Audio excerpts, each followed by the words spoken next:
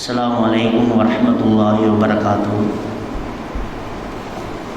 Innal hamdalillah nahmaduhu wa nasta'inuhu wa nastaghfiruh wa na'udzu billahi min shururi anfusina wa min sayyiati a'malina. May yahdihillahu fala mudilla lahu wa may yudlil fala hadiya lahu. Wa asyhadu an la ilaha illallah wahdahu la syarika lahu wa asyhadu anna Muhammadan abduhu wa rasuluhu amma ba'd.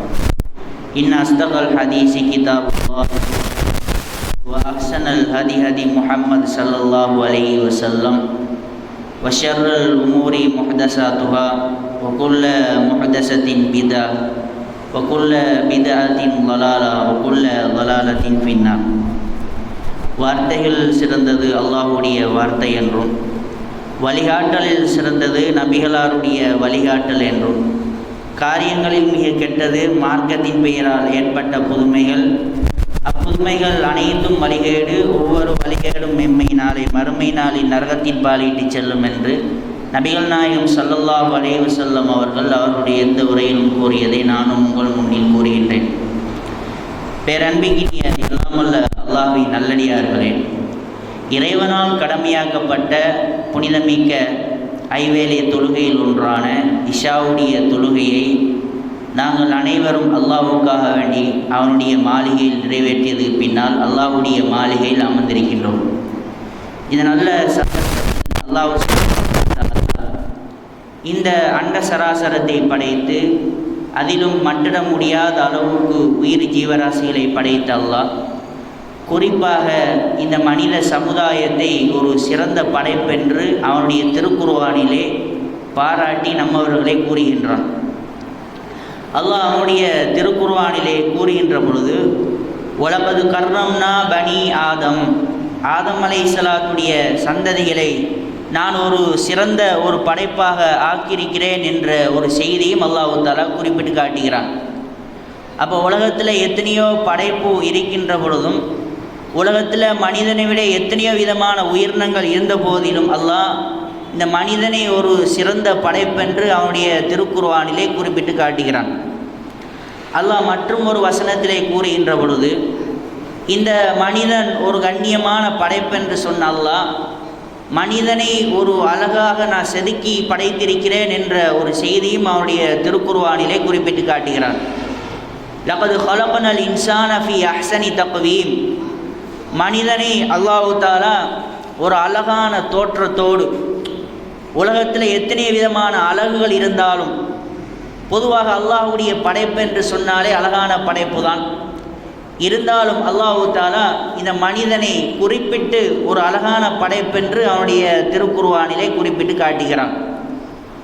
அப்போ ஒரு கண்ணியமான படைப்பு, ஒரு அழகான படைப்பென்று சொன்ன அல்லாஹ் இந்த மனிதனை இந்த உலகத்தில் படைத்த நோக்கத்தை பற்றி சொல்லுகின்ற பொழுது, வமா ஹலகத்துல் ஜின்ன வல் இன்ஸ இல்லா லியஅ்புதூன், மனித வர்க்கத்தையும் ஜின் வர்க்கத்தையும் அல்லாஹ் தஆலா அவனை வணங்குவதற்காக வேண்டித்தான் இந்த உலகத்தில் படைச்சிருக்கிறான். இப்படியெல்லாம் அல்லாஹ் சொல்லி போட்டு, இப்போ அல்லாஹ் எங்களில் என்ன எதிர்பார்க்குறான்னு சொன்னால், வணக்கம்னு சொல்கிறோமே, பொதுவாக வணக்கத்தில் பலவிதமாக இருந்தாலும் அல்லாஹ் மிக விரும்பக்கூடிய ஒரு விஷயம் என்னன்னு சொன்னால் இந்த தொழுகை தான்.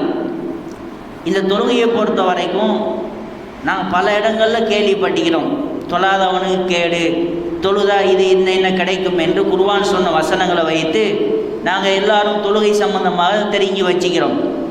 ஆனால் உண்மையாக இந்த இஸ்லாத்துடைய மார்க்கத்தை பொறுத்த வரைக்கும் எப்படி இந்த பில்டிங் இந்த தூண்களை கொண்டு அமைக்கப்பட்டிருக்கிறோம், இந்த 4 மாடி பில்டிங்கும் எப்படி இந்த தூண்களை கொண்டு பலப்படுத்தப்பட்டிருக்கிறதோ, அதே போல இஸ்லாத்துடைய 5 தூண்கள் நபிகள் நாயகம் ஸல்லல்லாஹு அலைஹி வஸல்லம் 5 விடயத்தை சொல்கிறாங்க.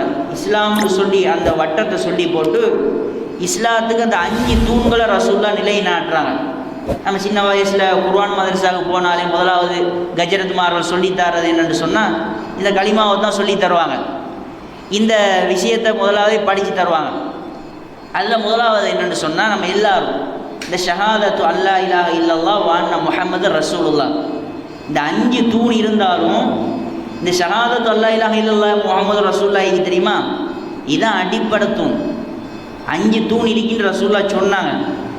ஆனால் நம்ம என்ன விளங்கணும்டா, இந்த 5 தூணில் எது பிரதானமான தூணுன்னு சொன்னால் அந்த களிமா தான்.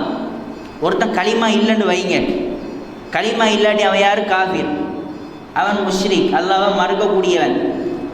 அவன் வந்து $1000 அமெரிக்கா $1000 மில்லியன் வந்து தர்மம் கொடுக்குறான்.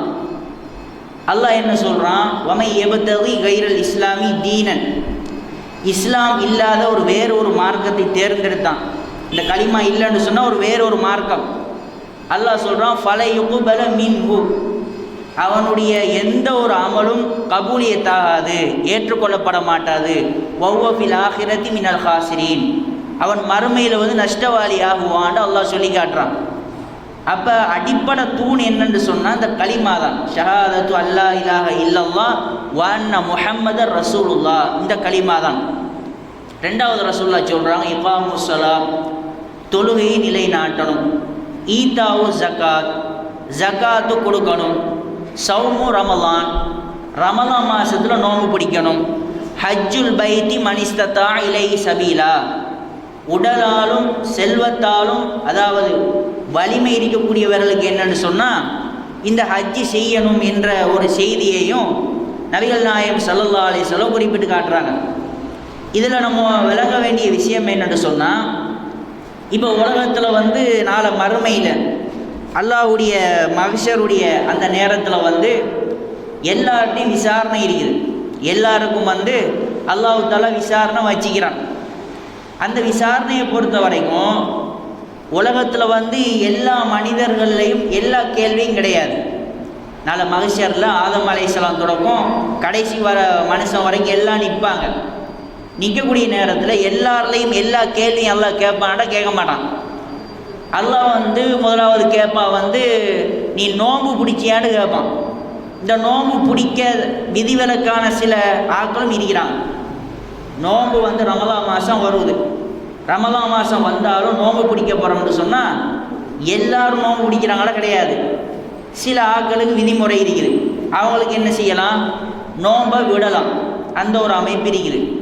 அதே போல் ஜகாத்து கொடுத்தியாண்ட கேள்வி எல்லார்ட்டையும் கேட்க மாட்டான். நாளை மறுமையில் நிற்கிற எல்லார்ட்டையும் நீ ஜகாத்து கொடுத்தியா, நீ ஜகாத்து கொடுத்தியாண்ட கேள்வி எல்லார்ட்டையும் கிடையாது. அந்த ஜகாத்து கொடுத்தியாண்ட கேள்வி எல்லார்ட்டையும் கிடையாது. ஏன் கிடையாதுன்னு சொன்னால், ஜகாத்து வாங்குறதுக்கிட்ட 8 கூட்டம் இருக்குது.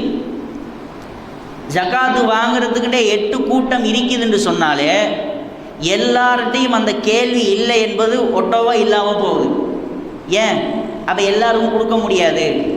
8 கூட்டம் வாங்குகிற கூட்டம் அல்லாஹ் குர்ஆனில் சொல்லி காட்டுறான். வெறும் 8 கூட்டம் இருக்க சொல்ல எல்லாட்டையும் ஜகாத்து கொடுத்தியான்னு அதை கேட்க மாட்டான். அப்போ அதுக்கு வசதி படைத்தவர்கள் அந்த ஜகாத்துடைய எல்லை அடைந்தவர்கள்ட்ட கழுத்தை பிடிச்சி கேட்பான், நீ கொடுத்தியான்னு கேட்பான். அதே போல் தான் யார்கிட்டன்னு சொன்னால் ஹஜ்ஜி செஞ்சியான்னு கேட்பான். எல்லாரையும் கேட்பான கேட்க மாட்டான். சாதாரணமாக திருவிழா ஓடக்கூடியவர்கள், அன்றாட கூலி வேலை பண்ணக்கூடியவர்கள், மூடடிக்கக்கூடியவர்கள், இப்படி பட்டாக்களில் கேட்பானா நீ ஹஜ்ஜி பண்ணியாண்டு? அவங்கள அந்த கேள்வி கிடையாது. உடலாலும் பலம் இருந்து செல்வத்தாலும் பலம் இருந்து இந்த திருட்டு பய போல் கொஞ்சம் பேர் வாழ்கிறாங்களா இல்லையா? ஹஜ்ஜி பண்ணாமல் கஞ்ச பயல்களாக உலகத்தில் வாழ்வானுங்க. இந்த ஆட்களுக்கு தான் என்ன இருக்குதுன்னு சொன்னால் கேள்வி கணக்கு இருக்குது. அதே போல் ஒட்டுமொத்த மனித சமுதாயத்திலையும் அல்லாஹ் கேட்குறது என்ன தெரியுமா?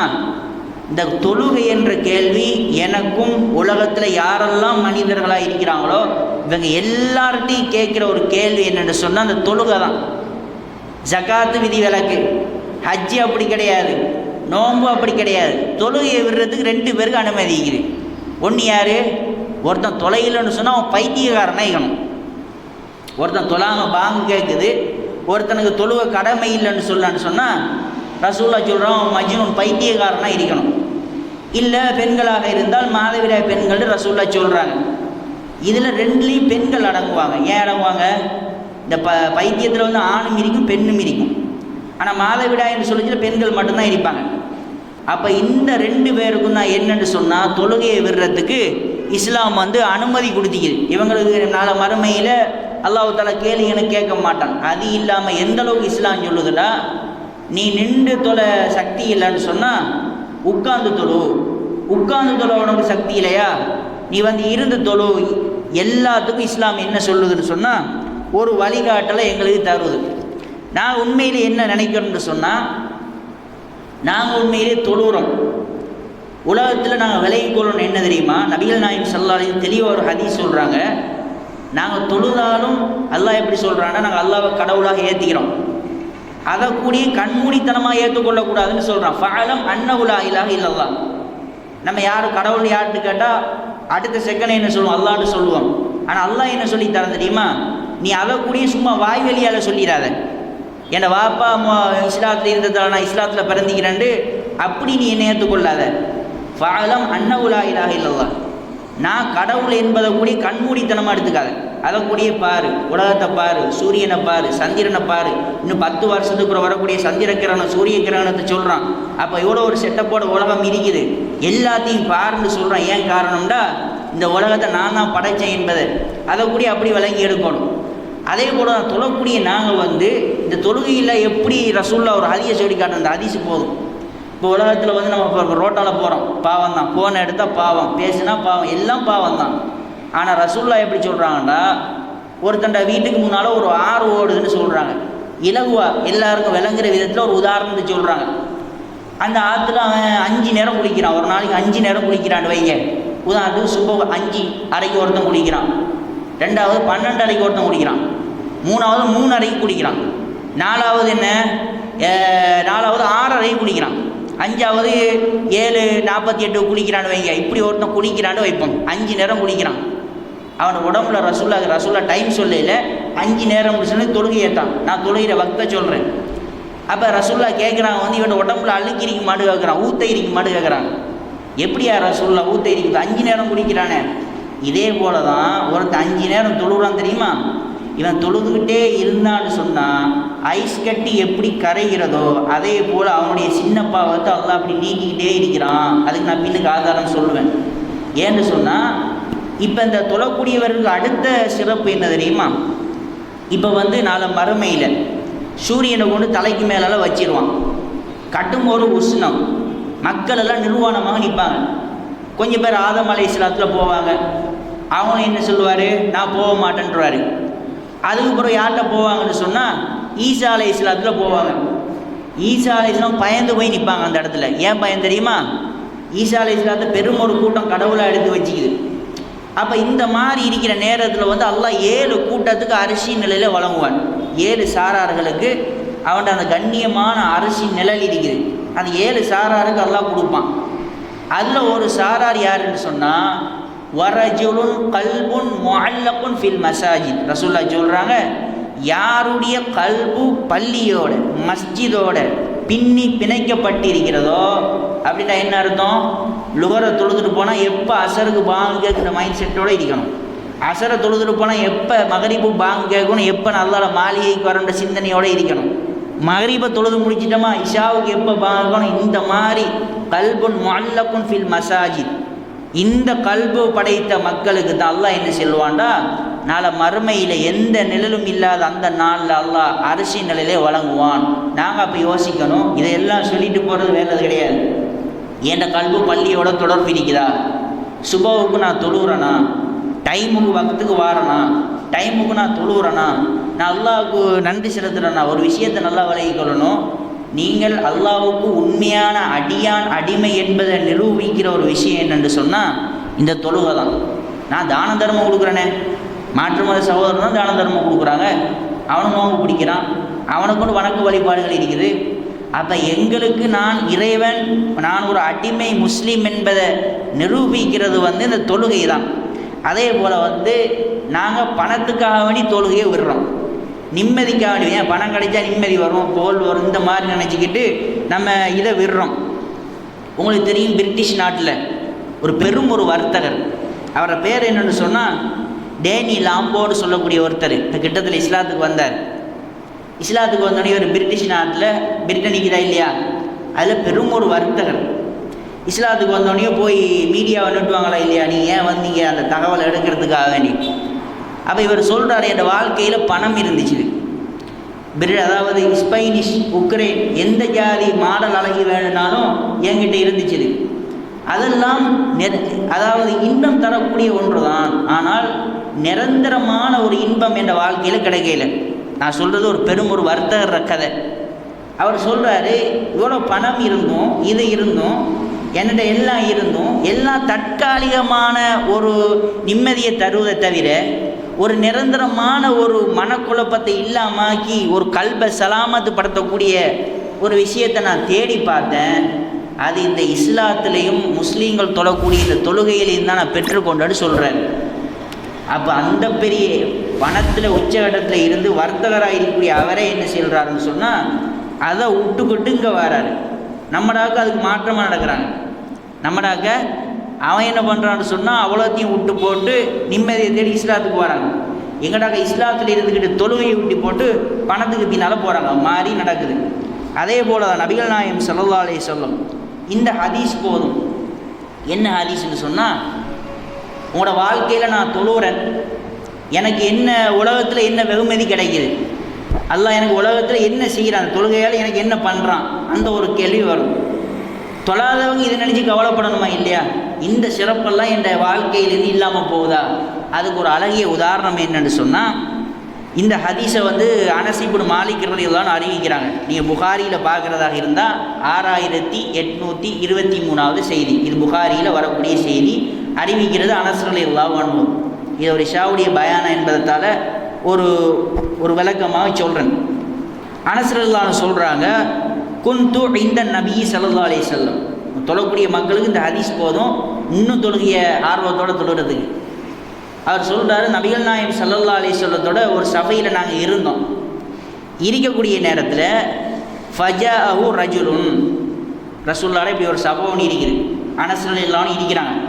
இருக்கக்கூடிய நேரத்தில் ஒரு மனுஷர் வாராரு. யார்கிட்ட வராரு? நபிகள் நாயகம் ஸல்லல்லாஹு அலைஹி வஸல்லத்தில் வாராரு. வந்து சொல்கிறாரு, ஃபகால யா ரசூலல்லாஹ், அல்லாஹ்வுடைய தூதரே, இன்னி அஸப்து ஹத்தன் ஃபாகிமுஹு அலைய. அவர் சொல்கிறாரு, நான் தண்டனைக்குரிய ஒரு குற்றத்தை செஞ்சு போட்டேன், அதனால் அந்த தண்டனைக்கு பகரமாக இஸ்லாம் என்ன சொல்லிக்குதோ அதை நிறைவேற்றுங்கன்னு யார்கிட்ட சொல்கிறாரு? நபிகள் நாயகத்தில் சொல்கிறாரு. இப்போ இப்படி நடக்கக்கூடிய நேரத்தில் நபிகள் நாயகம் ஸல்லல்லாஹு அலைஹி வஸல்லம் கால வலம் யஸ்அல்ஹு அன்ஹு, அவர் தண்டனை தாங்கள் கேட்டாரா இல்லையா? நீ என்ன செஞ்சா, ஏது செஞ்சா, என்ன பண்ணா, ஒன்றும் கேட்கல ரசூலுல்லாஹ். நம்மடாக்கள் தான் என்ன பண்ணான், இந்த தினகரன் விடிவெள்ளிக்கு வர்றதுக்கு முன்னாலும் நம்மடாக்க காலையில் பரத்திடுவாங்க அவ்வளோ செய்திகளையும். நம்மடாக்க கொஞ்சம் பெருக்கிறாங்களா இல்லையா? பேப்பர் தான் லேட்டு, அவ்வளோ நியூஸ் எல்லாம் வரக்கூடிய காட்சிகளை நம்ம பார்க்குறோம். ரசூலுல்லாஹ் என்ன பண்ணுறாங்க தெரியுமா? வலம் யஸ்அல்ஹு அன்ஹு, நீ என்ன பண்ணால் ஏது பண்ணால் ஒன்றுமே கேட்கல. அதுக்கப்புறம் என்ன நடக்குது தெரியுமா? கால வஹவரதி ஸலா, நம்ம தொழுகை அலட்சியம் பண்ணுறோமா இல்லையா? எனக்கு சேர்த்து தான் எல்லாத்துக்கும் அந்த பயம். அந்த தொழுகை என்ன பண்ணுதுன்னு சொன்னால், தொழுகைக்காண்டி நேரம் வருது, அந்த மனுஷனும் வந்துட்டார், தண்டனை பெறுவதற்காண்டி வந்துக்கிறாரு. இப்போ என்ன நடக்குதுன்னா, அந்த தொழுகைக்குரிய ஆயத்தங்கள் நடக்குது. நடந்த உடனேயோ ஃபஸல்லா மஅன் நபி ஸல்லல்லாஹு அலைஹி வஸல்லம், தண்டனை பெறுவதற்காக வந்த அந்த மனுஷன் தொழுக ஆரம்பித்த உடனே ரசூலுல்லாவோட சேர்ந்து தொழுகிறாரு. தொழுத உடனேயோ ஃபலம்மா கல்லன் நபி ஸல்லல்லாஹு அலைஹி வஸல்லம் அஸ்ஸலாத்த, ரசூலுல்லாவோட சேர்ந்து தொழுதுட்டாரா இல்லையா? தொழுதுட்டு அந்த தொழுகை முடிஞ்ச உடனேயோ இப்போ என்ன பண்ணுறாரு தெரியுமா? காம இலைஹி ரஜுலு, அந்த மனுஷர் யார், தண்டனை வேணும்னு சொல்லி வந்தாரா இல்லையா? தொழுகை முடிஞ்சதுக்கப்புறம் அப்படியே போகிறாரு. யார்கிட்ட? ரசூலுல்லாட்ட போகிறார். திரும்ப போகிறார். பெஸ்ட் மாதிரி சொன்னாங்க, ரசூலுல்லாஹ் கேர் பண்ணல, என்னன்னு கேட்கல. சரி, தொழுகை முடிஞ்சதுக்கப்புறம் சும்மா ஐப்பார்ட்டு பார்த்தாலும் அப்படியும் கிடையாது. ரெண்டாவது முறை போகிறாரு. போயிட்டு சொல்கிறாரு, தாங்க எனக்கு இன்னி அஸப்து ஹத்தன் ஃபாகி ஃபி கிதாபில்லாஹி, எனக்கு தண்டனை தாங்கண்டே நிற்கிறார் அவர். ரசூலுல்லாஹ் இப்போ என்ன கேட்குறாங்கடா, இந்த தொழக்கூடிய மக்கள் நீங்கள் விலகி கொள்ளணும், என்னை தொழுகை இவ்வளோத்துக்கு என்னை காப்பாற்றுதா, தொழாதவர்கள் விலையும் கொள்ளணும், நான் இவ்வளோ பெரிய நஷ்டத்தில் இழிவுல இருக்கிறேனா என்ற செய்திக்கு ரசூலுல்லாஹ் ஒத்த வார்த்தையில் முற்றுப்புள்ளி வைத்தாங்க. என்ன முற்றுப்புள்ளி? ரசூலுல்லாஹ் கேட்குறாங்க, கால அலைச கது சல்லைத்த மானா, கேட்குறாங்க நீ எங்களுடைய தொழுதான்னு கேட்டாங்க. தண்டனை தாங்கன்னு வந்தாரா இல்லையா? ரசூலுல்லாஹ் அவரை பார்த்து கேட்குறாங்க, நீ எங்களோட தொழுதாயா அப்படின்னு கேள்வி கேட்குறாங்க. கேட்ட உடனேயோ கால நாம், அவர் சொல்கிறாரு, ஆம் யா ரசூலுல்லாஹ், நான் உங்களோட தான் தொழுதேன். ரசூலுல்லாஹ் சொல்கிறாங்க, கால ஃபைன்னல்லாஹ கது கஃபர லக தன்பக அவு கால ஹத்தக. ரசூலுல்லாஹ் ஒரு வார்த்தையில் சொல்லி முடிக்கிறாங்க, தண்டனை தாங்கன்னு வந்தவர் தொழுகையை முடிச்சிட்டார், ஜமாத்தான் முடிச்சிட்டார். ரசூலுல்லாஹ் சொன்னாங்க, அல்லாஹ்வோட பாவத்தை மன்னிச்சிட்டான் போட்டாங்க. என்ன ஏதனுடைய கேட்கல தொழுத காரணத்தினால ரசூலுல்லாஹ் என்ன இது நம்ம தான் சொல்ல முடியாது. தொழுதுட்டி அவன் பாவம் மன்னிக்கப்பட்டு நம்மளுக்கு வகையாக வருது, ரசூலுல்லாஹ்வுக்கு சொல்ல ஏறும், அவங்களுக்கு வகை வரும். அவங்க சொல்கிறாங்க என்ன தெரியுமா, அல்லாஹ்வோட பாவத்தை மன்னிச்சிட்டான் போப்பா. அத்த அலைக்குன்னு சொல்கிறாங்க, இல்லை உன்னோட தண்டனை அல்லாஹ் நீக்கி போட்டான் அப்படி நபிகள் நாயகம் ஸல்லல்லாஹு அலைஹி வஸல்லம் இந்த தொழக்கூடிய மக்கள் இவ்வளோ ஒரு மகிமை இருக்கிற ஒரு செய்தியை சொல்கிறாங்க. ஆனால் இன்னொரு விஷயத்தை விளங்கணும், தொழுகை பெரும்பாவத்தை மன்னிக்கக்கூடிய ஒரு ஒன்று கிடையாது. ரசூலுல்லாஹ் அதை கூட எப்படி ஹதீஸில் சொல்கிறாங்கண்டா, இது அபூ ஹுரைரா ரலியல்லாஹு அன்ஹு அறிவிக்கிறாங்க. முஸ்லீமில் 394வது செய்தியாக வருவது, முஸ்லீமில் 394வது செய்தி.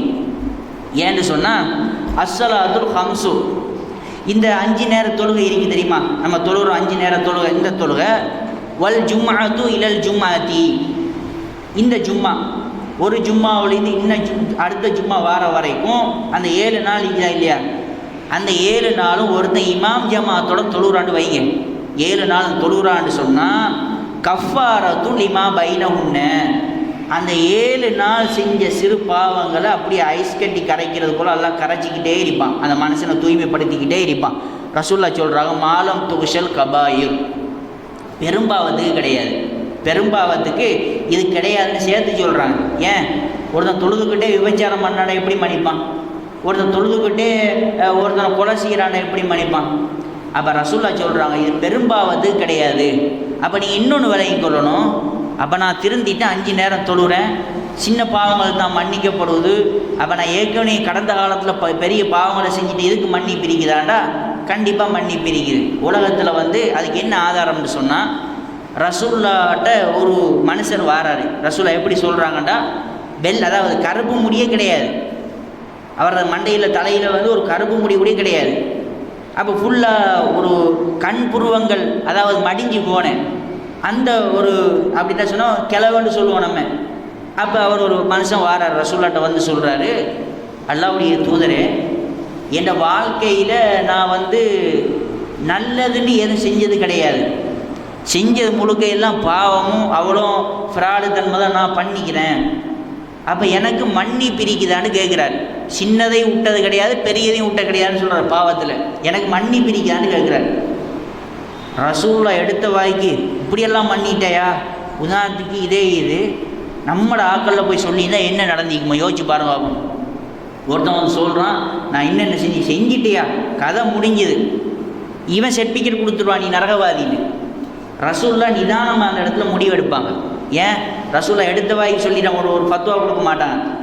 ரசூலுல்லாஹ் கேட்குறாங்க, ஹல் அந்த முஸ்லீம், நீ முஸ்லீமானு முதலாவது கேட்குறாங்க. ஏன் கேட்குறாங்கண்டா, இவர் முஸ்லீம் இல்லைன்னுட்டா களிமா சொன்னாலே கேஸ் முடிஞ்சிட்டு, களிமா சொல்லிட்டாலே அதெல்லாம் ஒட்டோவா அப்படி இல்லாமல் போயிடும். அதான் ரசூலுல்லாஹ் கேட்குறாங்க, ஹல் அந்த முஸ்லீம், நீ முஸ்லீமானு கேட்குறாங்க. அந்த மனுஷன் சொல்கிறான், யார் ரசூலுல்லாஹ், நான் முஸ்லீம் தான். அப்போ முஸ்லீமாக இருந்திக்கிறாரு, பெரும் பாவங்களை செஞ்சுக்கிறாரு, சிறிய பாவங்களை செஞ்சுக்கிறாரு, வாழ்க்கையில் நல்லதே செஞ்சது கிடையாது. அது எப்படிப்பட்ட நேரத்தில் வாராருண்டா, இன்றைக்கா நாளைக்கா இருக்கக்கூடிய நேரத்தில் வாராரு. ரசூலுல்லாஹ் என்ன தீர்ப்பு சொல்கிறாங்கண்டா, அப்படியா சரி இப்போ, ஆனால் இதற்கு பிறகு உன்னோட வாழ்க்கையில் நல்லதை பண்ணு, பாவத்தை விடு, நல்லது பண்ணு, அல்லாஹ்வோட பாவத்தை மன்னிக்க கூடும்னு சொல்லி அனுப்புகிறாங்க. ரசூலுல்லாஹ் கண்பூர்வம் சிமிட்டி இப்படி ஒரு கிழட்டு பயலுக்கா நம்ம மன்னிப்பை கொடுக்கணும்னு சொன்னாங்களா? அப்படி கிடையாது. ரசூலுல்லாஹ் சொன்னாங்க, பாவத்தை விடு, திருந்து அல்லாஹ்வை மன்னிக்க கூடும். ரசூலுல்லாஹ் எப்படி சொல்கிறாங்கண்டா, என் கண் பார்வை எட்டுகின்ற அளவுக்கும் அந்த மனுஷன் போய்கிட்டே இருந்தார். அல்லாஹ் அக்பர் அல்லாஹ் அக்பர்னு தக்பீர் சொன்ன பிரகாரம் அப்படி போய்கிட்டே இருந்தார். அந்தளவுக்கு ஒரு விஷயம் என்று சொன்னால், பெரும்பாவங்களுக்கு மன்னிப்பு இல்லையானா மன்னிப்பு இருக்குது. அதையும் அல்லாஹ் குர்ஆன்ல எப்படி சொல்கிறான்டா, வல்லதீன லா யதுஊன மஅல்லாஹி இலாஹன் ஆகர், அல்லாஹ் இல்லாத வேறு கடவுளை நீங்கள் அழைக்க வேணாம். அப்படின்னா என்ன, கடவுள்னு சொன்னால் அல்லாஹ் மட்டும்தான், மற்றதெல்லாம் உலகத்தில் கடவுள் மாதிரி காட்டினாலும் நம்பிக்கை எங்களுக்கு கிடையாது. அல்லாஹ் சொல்கிறான், அதை நீ எடுத்தீன்னு சொன்னால் நீ அநியாயக்காரன், பெரும்பாவம். வலா யக்துலூன நஃப்ஸல்லதி ஹர்ரமல்லாஹு இல்லா பில் ஹக்கி, அல்லாஹ் எதை கொல்லக்கூடாதுன்னு ஹராமாக்கிறானோ அதை கொல்லவே கூடாது. வலா யஸ்னூன், விபச்சாரம் செய்யக்கூடாது. அல்லாஹ் சொல்லி போட்டு சொல்கிறான், வமை யஃப்அல் தாலிக இல்கா அசாமா. ஏன்டா உங்களோட கடந்த காலத்தில் பெரிய பாவங்கள் நடந்திருக்கலாம், நடக்காமல் இருக்கலாம். அப்போ ஷைத்தான் மனக்குழப்பத்தை போடுவான். ஷைத்தான் ஆகப்பெரிய கேடயமே என்ன தெரியுமா?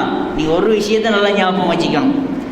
ஷைத்தான் நம்ம தொழுதுக்கிட்டு நல்ல இபாதத்தோடு இருப்போம், அப்படியே மண்டையில் பூத்துவான்.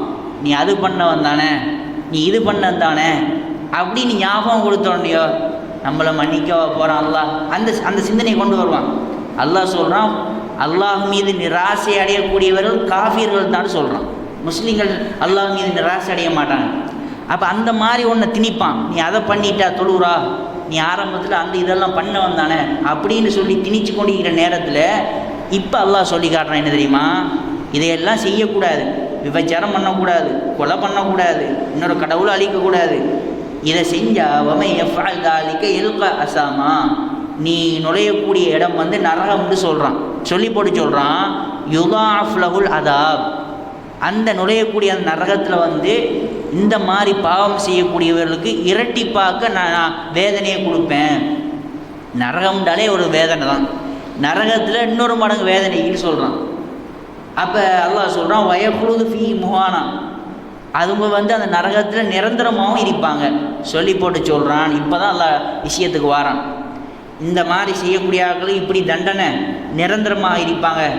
இல்லாமன் தாப, அல்லாஹ் சொல்லி காட்டுறான், ஒரு கூட்டத்தை தவிர. இப்படியெல்லாம் தண்டிப்பேன், செஞ்சாங்கன்னா தண்டிப்பேன். அவன் தண்டித்தாலும் நாங்கள் அல்லாவோட அடிமை தான், மன்னித்தாலும் அல்லாவுடைய அடிமை தான். தண்டிப்பேன். அல்லாஹ் சொல்லி காட்டுறான், ஒரு ஆக்களை நான் தண்டிக்க மாட்டேன். யார் தெரியுமா? மன் தாப, இல்லாமன் தாப, யார் தௌபா கேட்குறானோ. தௌபாண்டா என்ன? எங்கடாக இந்த லைலத்துல் கத்ர் நோன்னிக்கு தெரியுமா? அதை தான் பெரும் ஒரு தௌபாவை நினச்சிட்டு இருக்கிறாங்க.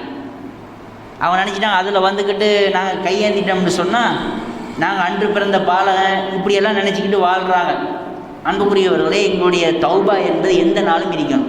தௌபாண்டா என்னன்னு சொன்னால் அல்லாஹ் சொல்லி காட்டுறான், மக்கள் எல்லாம் தூங்கக்கூடிய நேரத்தில் நீ செஞ்ச பாவத்தை ஒரு 3:30 4 மணிக்கு எழும்பி மக்கள் எல்லாம் உறங்கக்கூடிய நேரத்தில் கண்ணீர் விட்டு, அதாவது தலை நிமிர்ந்து இறைவன்கிட்ட மண்டிட்டு நாங்கள் அழுது மன்றாடணும்னு சொன்னால் அல்லாஹ் நிச்சயமாக அல்லாஹ் மன்னிப்பான்.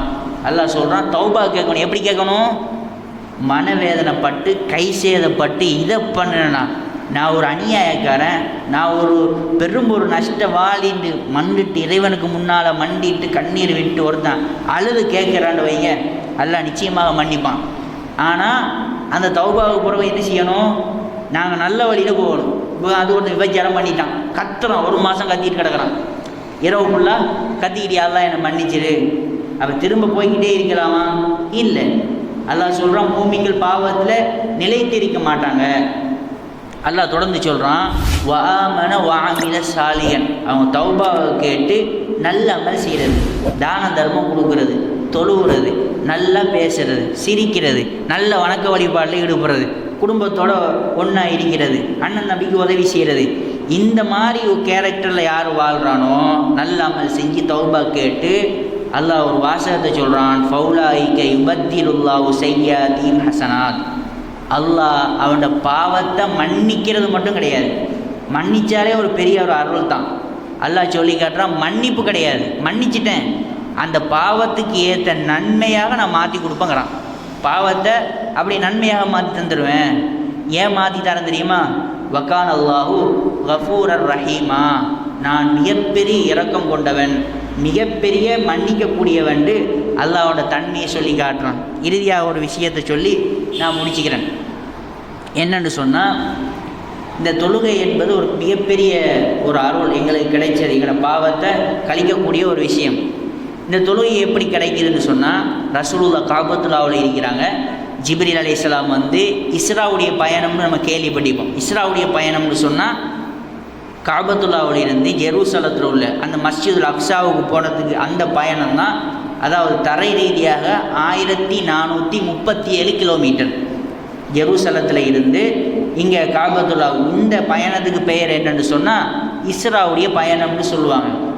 அந்த மஸ்ஜிதுல் அக்ஸாவில் இருந்து விண்ணுலகம் போனாங்க தெரியுமா இல்லையா, அந்த பயணத்துக்கு பேர் தான் மியராஜுடைய பயணம். ரெண்டுக்கும் வித்தியாசம் இருக்குது. நாங்கள் மேராஜ்னு சொல்கிறோம், இதையும் சேர்த்து தான் சொல்கிறது. எது ரசூலுல்லாஹ் காபத்துல்லாவிலேருந்து போனாங்க தானே, காபத்துல்லாவிலேருந்து இங்கே மஸ்ஜிதுல் அக்ஸாவுக்கு போனது இஸ்ராவுடைய பயணம். அங்கே இருந்தது விண்ணுலகம் போனது தான் மியராஜுடைய பயணம். இப்போ ரசூலுல்லாஹ் போகிறாங்க, போய் அந்த மஸ்ஜிதுல் அக்ஸாவில் சில நிகழ்வை பார்க்குறாங்க. அதில் முதல் நிகழ்வு என்னென்னு சொன்னால், அப்படியோ மூசா அலைஹிஸ்ஸலாத்தை பார்க்குறாங்க. அப்படி வெட்டி வச்ச ஆப்பல் மாதிரி சும்மா பசந்த அழகாக அப்படியே இருக்கிறாரு. அதுக்கப்புறம் ஈசா அலைஹிஸ்ஸலாத்தை பார்க்குறாங்க. உருவா பின் மசூத் சகவி போல் ஒரு மனிதன் போல் அழகாக அப்படி இருந்தார். இப்ராஹிம் அலைஹிஸ்ஸலாத்தை பார்க்குறாங்க. ரசூலுல்லாஹ் சொல்கிறாங்க, என்ன பார்த்த மாதிரியே இருக்குது. என்னென்னா என்ன இல்லை, ரசூலுல்லாவை பார்த்த மாதிரியே இருக்குதுன்னு சொல்கிறாரு. அதுக்கப்புறம் சொர்க்கத்துக்கு சொந்தமான ரிதுவான் அலைஹிஸ்ஸலாம் இந்த மாதிரி சில நிகழ்வுகளை பார்த்துக்கிட்டு ஜிப்ரீல் அலைஹிஸ்ஸலாத்தோட உதவியோட விண்ணுலகம் போகிறாங்க. போயிட்டு முதலாவது வானத்தை திறந்து போனோடனே ஆதம் அலைஹிஸ்ஸலாத்தை பார்க்குறாங்க. ஆதம் அலைஹிஸ்ஸலாம் இருக்கிறாங்க. வலது பக்கமாக பெரும் ஒரு கூட்டம் இருக்குது, இடது பக்கமாக பெரும் ஒரு கூட்டம் இருக்குது. வலது பக்கமாக திரும்பின உடனேயோ சிரிக்கிறாங்க, இடது பக்கமாக திரும்பினோடனே அழுகுறாங்க. அப்போ ரசூலுல்லாஹ் கேட்குறாங்க, இது என்ன காரணம், வலது பக்கமாக திரும்பினா சிரிக்கிறாங்க, இடது பக்கமாக திரும்பினா அழுகுறாங்கன்னு. அப்போ சொன்னாங்க, அவர மகன்மார்கள் எல்லாம் வலது பக்கமாக இருக்கக்கூடியவர்கள், இவர்கள் எல்லாம் சொர்க்கத்துக்கு சொந்தமானவர்கள். அதனால் வலது பக்கம் பார்க்க சொல்ல சிரிக்கிறாரு, இடது பக்கம் பார்க்க சொல்ல அழுகுறாரு என்று சொன்னால் அனைத்தும் நரகவாதிகள். 1000 ஆயிருந்தாலும் அவரை புள்ள தானே, நம்ம 1000 ஆயிருந்தாலும் பாப்பா யாருன்னு சொன்னால் ஆதம் அலைஹிஸ்ஸலாம் தான்.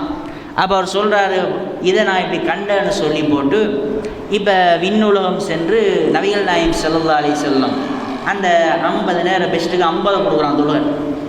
50 கொடுத்துட்டு கொஞ்சம் கொஞ்சமாக குறைச்சி கடைசி எத்தனையாக வருதுன்னு சொன்னால் 5 ஆகி வருவது. மூசா அலைஹிஸ்ஸலாம் தான் இந்த ஐடியாவை கொடுக்குறாங்க, போங்க போய் குறைச்சிக்கிட்டு இப்படி வாங்கன்னு சொல்லிட்டு. யார் கொடுக்குறீங்களா, ஏற்கனவே அனுப்பப்பட்ட நபி, அவருக்கு அனுபவம் இருக்குமா இல்லையா, அவர் உம்மத்துக்கு போயிட்டு தவா பண்ணி தொழுகுடான்னு சொன்ன ஒரு ஆள், அவருக்கு மாற எக்ஸ்பீரியன்ஸ் இருக்குது. அவர் ரசூலுல்லாஹ்ட்ட சொல்கிறாரு, போய் இன்னும் குறைச்சிட்டு வாங்கன்னு சொல்கிறாரு. 5 கொடுத்ததுக்கு பிறகு ரசூலுல்லாஹ் சொன்னாங்க, இதுக்கு பிறகு நான் அல்லாஹ்கிட்ட போகிறது நான் வெட்கப்படுறேன், தந்திக்கிறேன். 50 5 ஆகி தந்திக்கிறான். அல்லாஹ் எத்தனை கொடுத்தீங்கன்னா பெஸ்ட்டு 50 கொடுத்தான். 50 இருந்தால் எங்கள் நிலைமையை யோசிச்சு பாருங்க. 50 இப்படி தொழுகணும்னு இருந்தால் கொஞ்சம் யோசிச்சு பாருங்கள், என்ன உலகத்துலேயே நடக்க முடியும். அப்போ மூசா அலைஹிஸ்ஸலாம் சொல்கிறாங்க, ஏன் தெரியுமா, அவர் ஏற்கனவே அனுப்பப்பட்டு சமுதாயத்தை பார்த்த ஒரு ஆள், அவருக்கு தெரியும் சமுதாயத்தின் நடப்பென்ன, இவன் தொழுவானா தொழ மாட்டான்டா, எத்தனை ஊடாக போய் தவா பண்ணிப்பார். ரசூலுல்லாஹ் பார்த்து சொல்கிறாங்க, 5 இதை கூடிய அவங்கள கூட்டம் செய்ய மாட்டாங்க, காவாலி பயல்களை தெரிவாங்க பாருங்கன்னு சொன்னாங்க. நடக்குதா இல்லையா, அல்லாஹ் அக்பர் பாங்கண்டா சிகரெட்டோட போகிறான். இப்படி ஒருத்தன் அல்லாஹ் அக்பர் பாங்கன்னு சொன்னால் சிகரெட்டை போட்டு காதில் ஹேண்ட் ஃப்ரீ ஹெட்செட் அடிச்சுட்டு போகிறான். அவர் சொன்னது நடக்குதா இல்லையா. ரசூலுல்லாஹ் சொல்கிறாங்க, 5 குறைச்சிட்டு எனக்கு வர முடியாது, எனக்கு வெட்கமாகிக்கிறாங்க. அப்போ அந்த வெட்கப்பட்ட ஒரு செயலை இன்றைக்கி வெட்கம் இல்லாமல் சிந்தனை இல்லாமல் நம்ம என்ன செய்கிறோம்னா, அல்லாஹ் அக்பர்னா என்னமோ ஒரு ஹாயும் போல மனம் போன போக ஒரு பொறுக்கியல் போல உலகத்தில் வாழ்கிறோம். அப்போ இந்த தொழுகையில் சிந்தனை இல்லாத காரணத்தினால தான் என்ன நடக்குதுன்னு சொன்னால் இந்த நிம்மதி. அதுதான் சொன்னேன், டானி லாம்போங்கிறவன் பிரிட்டிஷில் பெரும் ஒரு வர்த்தகர். அவன் அந்த பெரிய மாடல் அழகி மாது சூது அனைத்தையும் விட்டுட்டு எல்லாம் நிம்மதி இருந்துச்சு. கொஞ்சம் தற்காலிகமாக இருக்குது, நிரந்தரமாக எதுன்னு பார்க்குறான். அந்த தொழுகங்கிறான், அந்த முஸ்லீம்கள் நின்று தொழக்கூடிய இஸ்லாத்துலேருந்து அவன் அதை விட்டுக்கிட்டு இங்கே வரான், நம்மடாக இதை விட்டுக்கிட்டு அங்கே போகிறோம். அப்போ உண்மையாக ஒரு விஷயத்தை விளங்கணும் என்னென்னு சொன்னால், உண்மையான நிம்மதி எதிர்காலம் தொழுகை என்பது வெறுமனையே ஒரு ஆரோக்கியம், ஒரு உடற்பயிற்சி, ஒரு மன நிம்மதி, ஒரு ஒற்றுமை, ஒரு சலாக, பாவத்தை நீக்கக்கூடிய மாபெரும் ஒரு கேடயம். இது எல்லாத்தையும் கணக்கிட்டு தான் அல்லாஹ் தொழுகையை தந்திக்கிறான். ஆனால் நாங்கள் பொடுபோக்கு செய்கிறோம். அப்படி பொடுபோக்கு செய்ய வாழ்வமாக இருந்தால் நிச்சயமாக நீ ஜக்காத்து கொடுத்தியான்னு எல்லாட்டையும் கேட்க மாட்டான், ஹஜ்ஜி பண்ணியான்னு எல்லாட்டையும் கேட்க மாட்டான். ஆனால் நீ தொழுதையான்னு எல்லார்ட்டையும் இந்த கேள்வி இருக்குது. நாங்கள் அல்லாஹ்வை பயந்து தொழுது அல்லாஹ்வுடைய சலாமத்தை பெற்று வாழ்ந்து மரணிக்கக்கூடிய பாக்கியத்தை வல்ல ரஹ்மான் எனக்கும் உங்களுக்கும் தந்தர் புரிவானாக. வாஹிரு தாவானா அல்ஹம்துலில்லாஹி ரப்பில் ஆலமீன்.